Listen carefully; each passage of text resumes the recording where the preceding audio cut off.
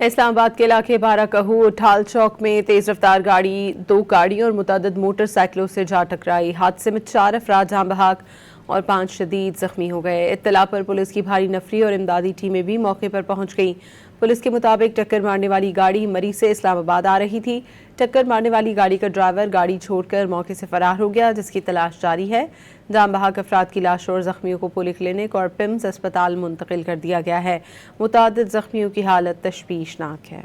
اسلام آباد کے علاقے بارہ کہو ٹھال چوک میں تیز رفتار گاڑی دو گاڑیوں اور متعدد موٹر سائیکلوں سے جا ٹکرائی۔ حادثے میں 4 افراد جاں بحق اور 5 شدید زخمی ہو گئے۔ اطلاع پر پولیس کی بھاری نفری اور امدادی ٹیمیں بھی موقع پر پہنچ گئیں۔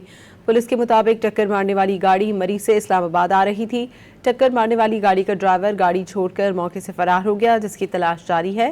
جاں بحق افراد کی لاشوں اور زخمیوں کو پولی کلینک اور پمز اسپتال منتقل کر دیا گیا ہے۔ متعدد زخمیوں کی حالت تشویشناک ہے۔